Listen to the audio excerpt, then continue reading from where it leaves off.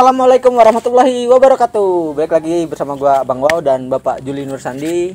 Nah, di kesempatan kali ini kita mau bahas tentang sejarah pertama kali tercetusnya Budik Damber dan berdirinya Budik Damber itu kapan sih? Oke, kita tanya langsung ke narasumber kita Bapak Juli Nur Sandi. Nah, Pak, ya, sebelumnya udah lama gitu kita nggak siaran ya Mas Wahyu ya. Benar. Mas Wahyu ini YouTuber Budik Damber kita yang pertama.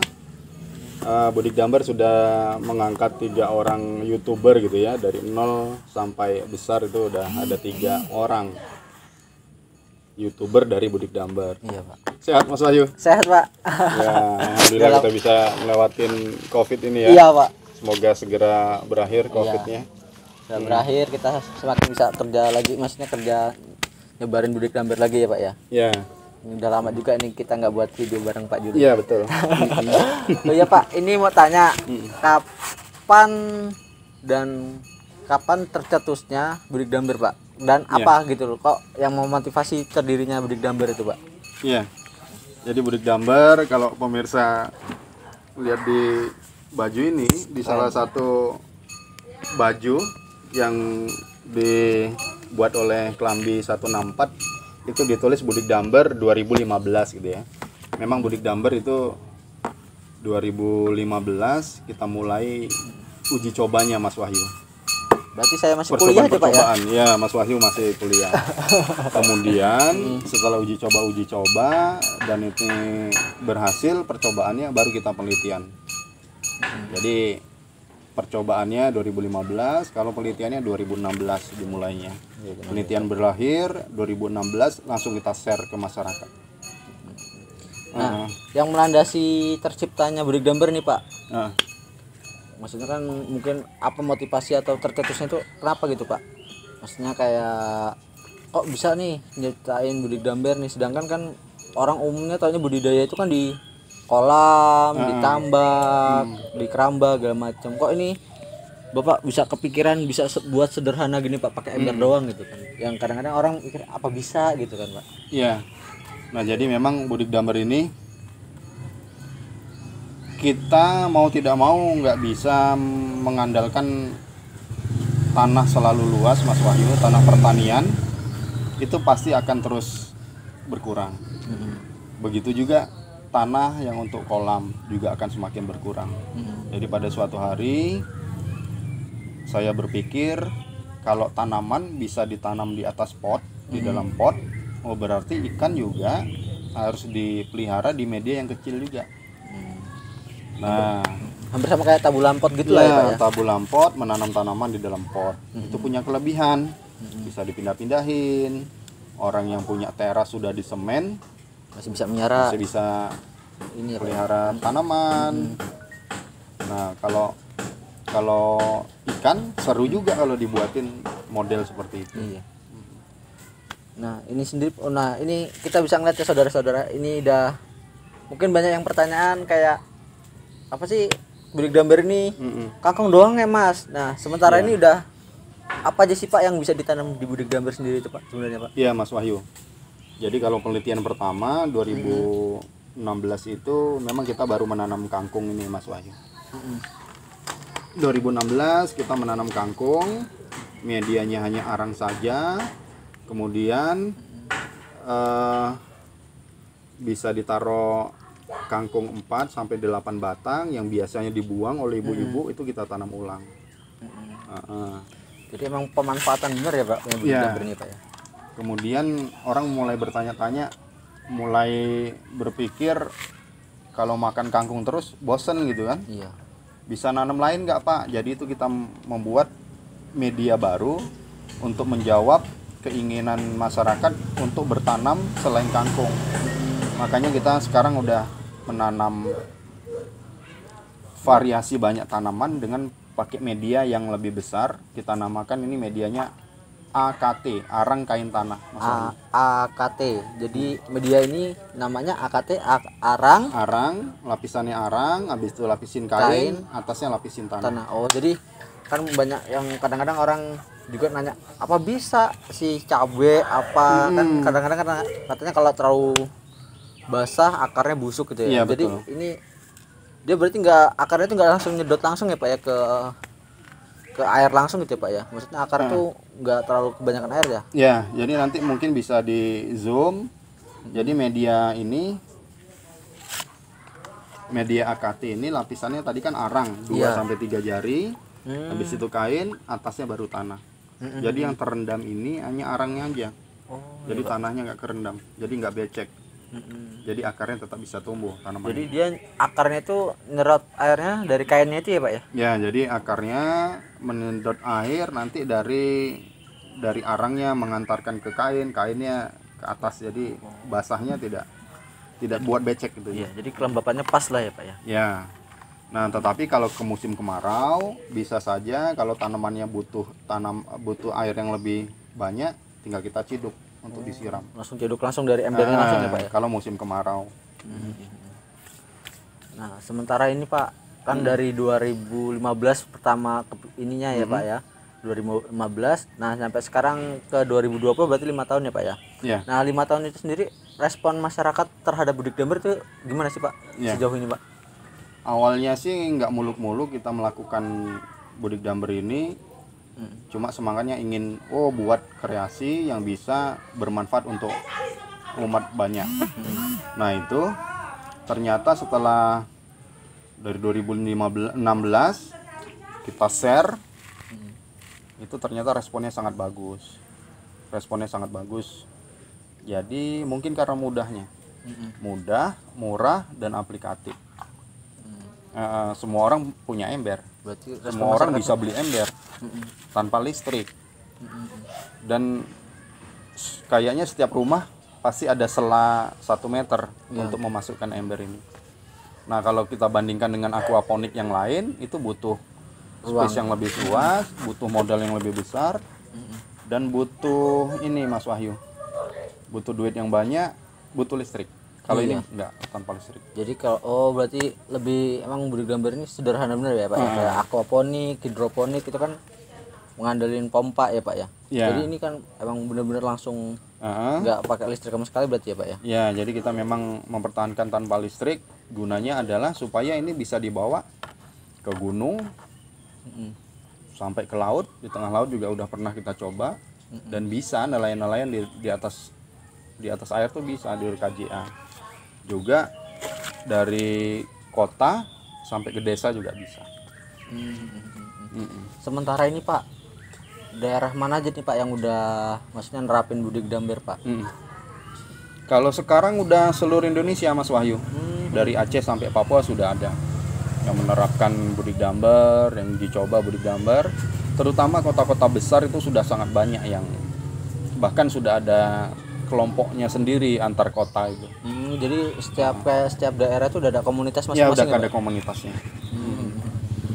Jadi sekarang yang kampanye tidak saya sendirian, tapi sudah banyak betul, udah ribuan. Kalau lihat di komunitas-komunitas di medsos kan sudah di atas 10.000. Jadi gini Pak, mau nanya ini lagi. Nah, kalau tanah kayak gini, dia ada perbedaan nggak sih Pak? Yang maksudnya nanam di media AKT ini sama tanaman yang komersil gitu Pak, kayak di tanah biasa gitu? Ya, kalau media AKT selama tanamannya memang masih kecil itu sama aja. Nanam sawi gitu ya? Iya. Nanam sawi di media AKT seperti ini sama nanam sawi di tanah itu tetap sama. Kecepatan tumbuhnya, suburnya itu tetap sama. Jadi emang nggak ada perubahan, apa maksudnya nggak ada perubahan pertumbuhan, itu tetap sama aja Pak ya? Ya. Berarti sesimpel itu ya Pak ya, Budik Damber ya Pak ya? Ya. Nah, kalau ikannya sendiri Mas Wahyu, awalnya kan memang baru ikan lele awalnya. Nah, sebenarnya selama 4 tahun kita juga udah mencari ikan apa yang bisa selain lele. Jadi sekarang teman-teman seluruh Indonesia sobat ember bisa tanam ikan lele, bisa patin, bisa ikan sepat, bisa ikan betok, bisa gurami, ikan gabus. Yang sebelah kanan Mas Wahyu ini ikan betok. Ini ikan betok. Ya, ikan betok. Nanti kita lihat videonya lah ya, ikan betoknya. Ada udah dikasih makan belum, Pak? Ini, Pak? Belum. Belum ya? Tetapi jangan dipegang nanti ya, jangan dipukul-pukul. Kalau dipukul nanti dia takut duluan. Oh iya. Mudah-mudahan dia masih respon. Siap. Karena memang ikan betok itu agak pemalu. Oh iya. Macam saya dia. Nah, Nah, di belakang sana ada ikan gabus. Nah, sebenarnya banyak pertanyaan teman-teman seluruh Indonesia juga, Pak, bisa nggak ikan hias? Ikan hias juga potensial untuk dikembangkan dalam ember. Nah, nanti karena ikan hias memang kotorannya sedikit, nutrisi untuk tanamannya dikit, makanya rekomendasi kita kalau ikan hias itu pakai media AKT. Jadi kalau pupuknya dari air sedikit, bisa kita tambah dari tanahnya. Nah, sejauh ini Pak, kan orang awam ini kan banyak taunya budidaya itu lele ya Pak ya. Nah, kalau dari ikan lain ya Pak, jenis lain seperti kayak patin sendiri, gurame atau apa. Nah, itu baik pada tebar atau pemeliharaannya itu sama aja. Sama aja apa enggak Pak perlakuannya? Beda. Jadi antara ikan lele, patin, sepat, betok karakternya berbeda. Kalau ikan lele, pemirsa seluruh Indonesia ini bisa masuk 60 sampai 100 ekor. Dalam 60 liter air gitu ya. Iya, Pak. Embernya 80 liter, airnya 60 liter.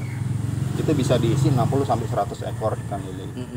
Nah, kalau patin, percobaan kita sebaiknya isi yang sudah besar, Mas Wahyu.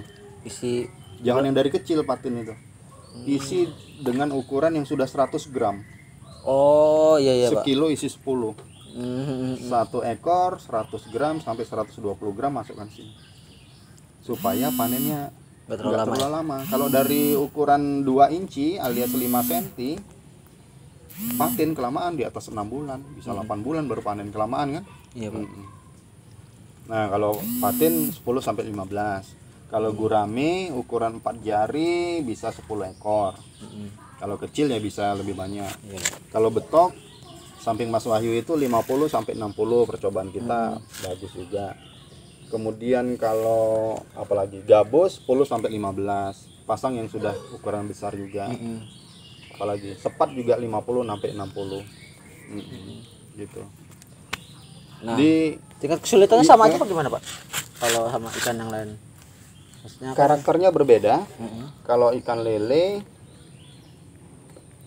asal beli benihnya sehat, perlakuan di sini bagus, nggak sakit. Tapi kalau betok itu yang paling itu tangguh. Mau nggak diganti air lama dia tangguh. Kalau ikan gabus tangguh juga. Makannya dikit, ikan betok, ikan sepat makannya dikit, gurame juga makannya dikit, patin juga makan dikit. Yang paling rakus memang lele. Sama-sama tangguh. Iya Pak. Di layar udah ada pertanyaan belum? Kalau sembari menjawab pertanyaan bisa juga. Ini video biasa Pak. Oh gitu. Bukan live. Nanti kita live nanti kita ini dulu. Nah, ini Pak sejauh ini kayak ini Pak, maksudnya banyak gak sih Pak kayak maksudnya orang pertanyaan-pertanyaan yang masuk yang kira-kira nyeleneh apa gitu, ada nggak sih Pak? Jadi semakin banyak yang nonton, makin banyak yang tahu, memang makin variasi pengetahuan teman-teman Mas Wahyu. Ada yang betul-betul tidak tahu ikan, mau belajar, ada yang sudah expert ikan juga mau belajar, terus ada yang ngetes juga mau nanya gitu kan. Jadi memang kita harus layani semua. Supaya memang mereka jadi paham, oh apa kelebihannya, kemudian bisa nggak mereka lakukan, bisa di tengah kota, bisa di desa, apa kelebihan dan kelemahannya nanti kita jelaskan supaya mereka bisa menerapkannya di daerah masing-masing. Berarti emang budidaya itu emang paling mudah diterima emang ya Pak ya? Iya. Orang kayak aku kemarin tuh ngeliat di Metro TV, di net, di Kompas tentang penerapan budidaya kayak di kota-kota besar emang worth it banget ya Pak ya? Ya alhamdulillah mudah diterima oleh semua orang. Nah gini Pak, kan ini kan mungkin di suatu daerah, banyak daerah misalnya di luar Lampung kayak Palembang atau apa sendiri, misalnya Ini karena mungkin kita mau ngobrol masih pandemi ya Pak ya. Di luar pandemi misalnya, di luar adanya corona ini, misalnya ada kayak satu komunitas di daerah lain kayak wah kita pengen datengin Pak Juli nih untuk kita ketemu langsung, kita sharing langsung. Itu bisa nggak sih Pak kira-kira Pak? Sebelum corona kan saya warawiri ke sana kemari untuk membantu menyebarkan Budik Damber. Jadi memang sangat terbuka, nanti kalau ketika sudah aman kita balik lagi ke sana kemari untuk membantu untuk kepentingan pangan keluarga Indonesia. Nah gini Pak, banyak kayak pertanyaan nih Pak ya, kayak Budik Damber ini bisa nggak sih jadi ladang bisnis gitu Pak? Nah kan banyak, mungkin kan karena emang ini kalau mungkin ada sudut pandang orang kan berbeda ya Pak ya. Ada yang sekedar kayak wah ini untuk ketahanan pangan, ada yang hobi. Nah ada juga yang berpikir bisa nggak sih ini si Budik Damber ini kan karena kapasitas rendah jadi apa sih Pak maksudnya ladang bisnis gitu Pak? Itu ladang bisnis sendiri itu bisa nggak sih Pak si Budik Damber ini Pak? Ya. Jadi kuncinya Mas Wahyu, ketika suatu teknologi, suatu kegiatan dicoba mereka mampu, maka sisi ekonomisnya akan mengikuti, sisi bisnisnya akan mengikuti. Awalnya kan Budik Damber kita buat bukan untuk sisi bisnis. Iya benar Pak. Tetapi setelah 4 tahun ini banyak sekali bisnis-bisnis yang bermunculan dengan basisnya ember. Pertama kita bahas ya. Tadinya orang beli ikan lele. Mas Wahyu kan dagang lele juga nih, bibit lele gitu kan. Iya, kita kalau mau beli benih lele silakan nanti search di Google Map di Pujakela Farm. Untuk daerah Lampung dan sekitarnya atau yang butuh banyak, butuh dari Lampung juga walaupun dari provinsi lain bisa. Insya Allah bisa Pak. Dari Mas Wahyu. Iya. Mas Wahyu kan tahu sendiri sebelum Budik Damber, Pak. Orang beli lele itu di atas 1000 gitu ya. Iya, paling dikit 500 ekor gitu iya. kan. Nah, sekarang ternyata dengan munculnya Budik Damber itu ada pangsa pasar yang belinya 100 ekor tetapi orang yang beli banyak, volumenya banyak. Benar Pak. Belinya dikit tapi jumlah orang yang membeli itu ramai. Banyak. Emang ngerasain sih Pak, di tempat itu banyak yang nanya, Mas bisa beli ini sekian, 100 ekor gitu 100 ekor ya macam. Sampai kemarin tuh ada yang anak sekolah untuk praktek di sekolahannya Pak. Emang karena dia sekolahnya SMK Perikanan. Ya, sudah bisa nebak ya itu untuk kebutuhan Budik Damber ya. Iya. Ya. Enggak. Itu dari segi ikan Mas Wahyu. Iya Pak. Jadi memang ternyata juga memberikan dampak ke penjual ikan. Terutama penjual ikan eceran ya. Iya. Kalau Mas Wahyu kan biasanya yang partai besar. Nah, untuk partai eceran di lapak-lapak kota itu memang mereka menjual satuan ekoran ya. Iya. Nah, itu kebanjiran order untuk pembelian 100 ekor itu. Itu dari sisi ikan. Iya. Kemudian dari sisi pakan juga. Sekarang Mas Wahyu bisa menemukan orang jual pakan ikan dalam bungkusan-bungkusan kecil. Udah secara kayak online. Udah kayak Repacking. ikan hias gitu ya Pak ya. Iya betul. Karena untuk kan ini sampai panen cuma 4 sampai 8 kilo. Iya, benar. Butuhnya. Kalau satu karung 30 kilo kebanyakan. Kebanyakan iya. Satu karung 15 kilo kebanyakan. Seperti itu. Ikannya mempengaruhi ekonomi, pakannya juga mempengaruhi dampak ekonomi ke penjualan pakan. Kemudian dari sayurnya juga. Sayurnya itu memang fokus kita tadinya nggak untuk ini, tidak untuk dijual. Iya Pak. Tetapi ada saja yang memanfaatkan itu untuk Jual. sisi bisnis. Misal Mas Wahyu punya satu ember. Iya Pak. Di atasnya ini memang cuma 10 cup kalau pakai Yang cup ini. Iya. Nah, panennya cuma 2 ikat Mas Wahyu. Iya. Nah, mungkin orang menyepelekan itu ya. Tetapi kalau kita lebih kreatif, embernya cuma 1, tapi di sisi-sisi kiri, kanan, depan, belakang di ruangan kosong itu dikasih polybag. Oh iya. Dan disiram pakai air ini. Maka ada banyak puluhan polybag yang bisa ditaruh di sini. Iya benar Pak. Satu polybag ada yang dikasih bayam, satu polybag dikasih sawi, satu polybag dikasih kemangi. Kayaknya membantu uang dapur lah, Iya. mengurangi biaya dapur lah Mas. Setengahnya aturan kayak beli cabe atau tomat segala macam masih Iya udah betul. berkurang ya Pak ya. Ya. Nah gini Pak, ada mungkin kan orang lihat Budik Damber ini kan air ikan kan cenderung orang kenalnya amis ya Pak ya. Nah ada nggak sih Pak maksudnya kayak rasa kangkungnya jadi agak-agak rasa lele gitu kan, terus kayak sawinya rasa lele gitu, ada nggak sih Pak, apa sama aja? Nah sebenarnya kalau dari lidah saya dan pengalaman teman-teman Budik Damber seluruh Indonesia katanya sih kangkungnya itu lebih enak, lebih lembut, rasanya lebih enak daripada kangkung yang biasa. Nah, mungkin karena memang nutrisinya dari kotoran ikan gitu ya, bisa dikategorikan ke arah organik. Kangkungnya lebih enak. Berarti emang ini sebenarnya sayurannya jatuhnya organik ya Pak ya, karena nggak ada pupuk tambahan kayak pupuk maksudnya yang pupuk sintetis apa nggak ada berarti Pak ya? Bisa dikategorikan gitu walaupun masih bisa diperdebatkan gitu ya. Iya. Bisa dikategorikan seperti itu. Jadi kan emang dia manfaatinnya emang dari Kotoran ikan. Kotoran ikannya aja Pak ya. Nah kalau kita lihat di sini, ini kan saya nanam daun bawang nih. Iya Pak.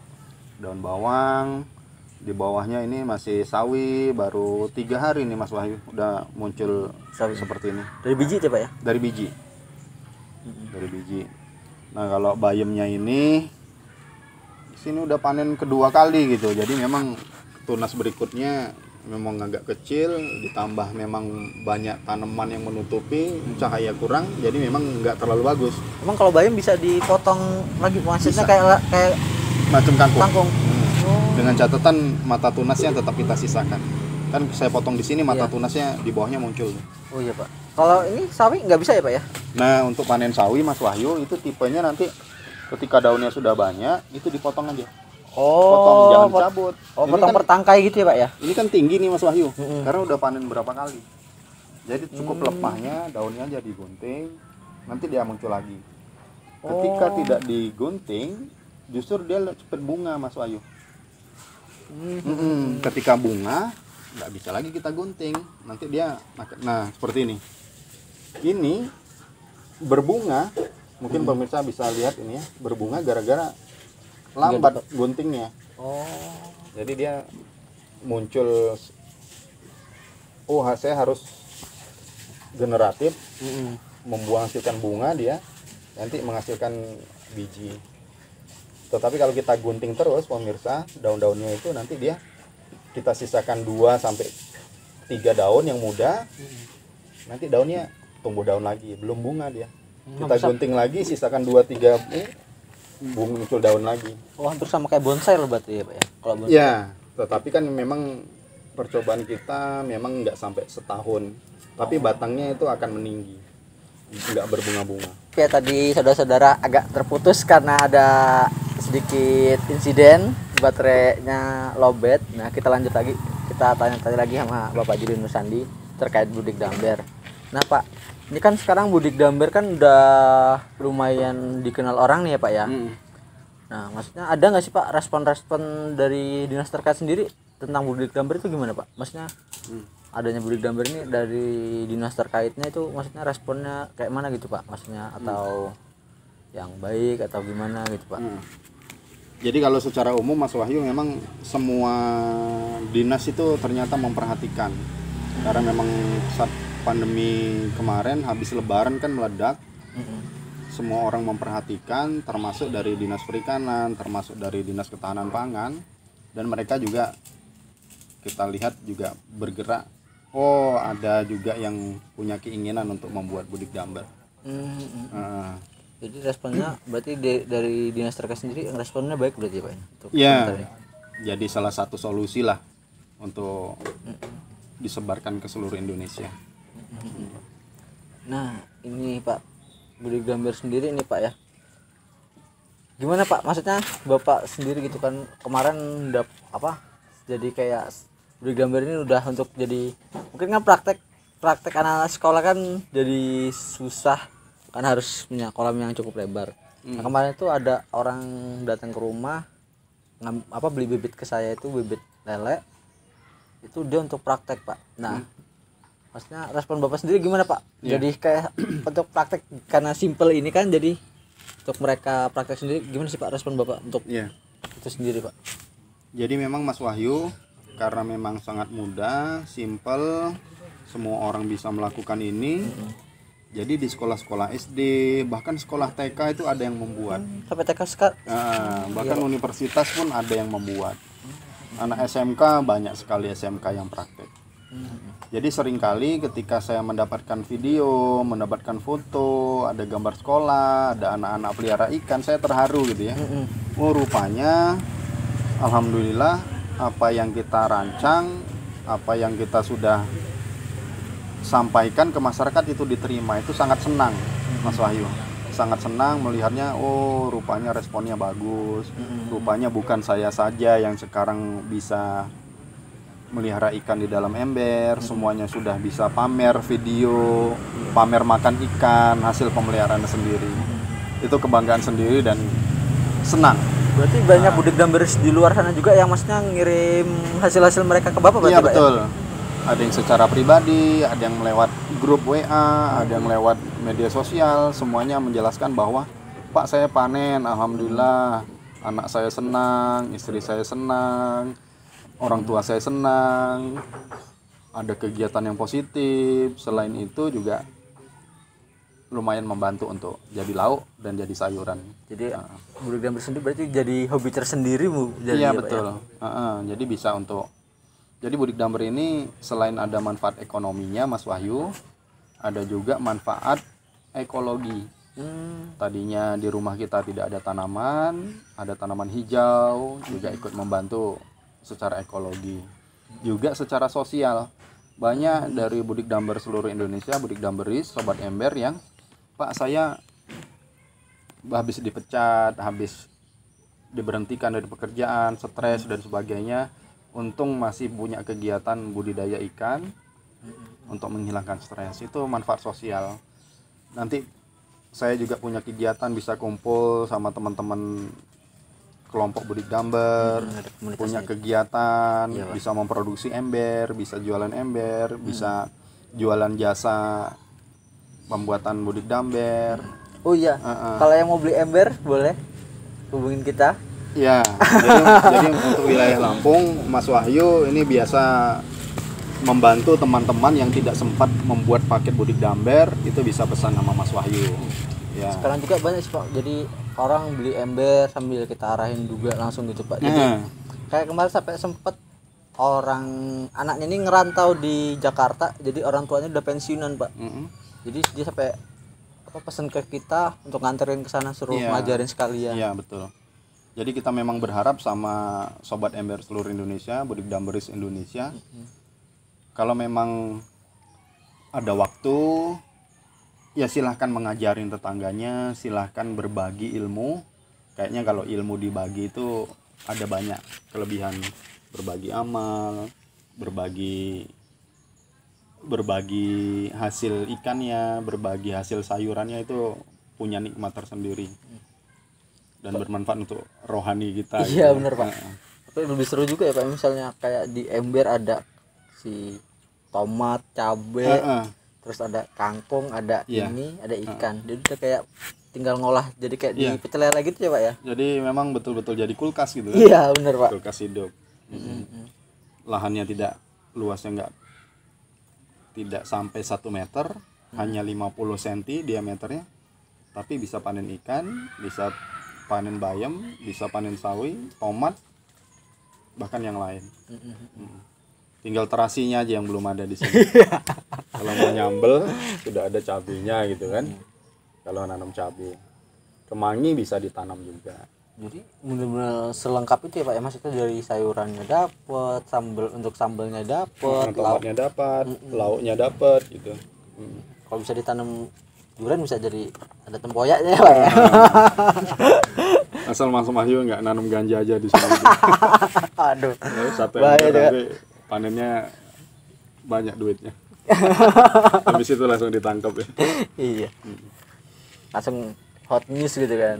Seorang mudik Damberis ditangkap karena menanam ganja. Di dalam ember. Bener Pak. Oke Pak, ini mungkin cukup pertanyaan-pertanyaan dari saya. Mungkin ada nanti kalau misalnya dari teman-teman mudik Damberis ada pertanyaan lagi, boleh kita tanya? Iya, bisa langsung chat saya di bawah ini, nanti saya bantu jawab. Nanti mungkin kalau ada pertanyaan-pertanyaan terkait mudik Damberis, mungkin mudik Damberis ada kendala-kendala, baik kendala pemeliharaannya atau kayak ikan saya mati Mas, kenapa tanamannya saya nggak hidup, nanti isi di kolom komentar, nanti kita jawab bersama Pak Juli. Ya. Oke, kurang lebihnya mungkin itu aja obrolan sore sama Pak Juli terkait mudik Damber dari awal merintis sampai mengulik-ngulik tentang si tanaman-tanaman ini. Jadi statement orang yang mudik Damber cuma hanya untuk kangkung, enggak sampai situ doang, masih banyak sayuran-sayuran. Sampai waktu itu pernah padi juga ya Pak ya? Iya, padi bisa. Sampai padi aja bisa. Jadi ayolah kita gerakan satu ember, kita terus inovasi tentang mudik Damber, karena mudik Damber nggak sebatas itu doang, luas mudik Damber kalau mau dikembangin. Oke, kurang lebih itu aja dari saya dan Bapak Juli. Kurang lebihnya saya mohon maaf. Salam satu ember. Salam satu ember.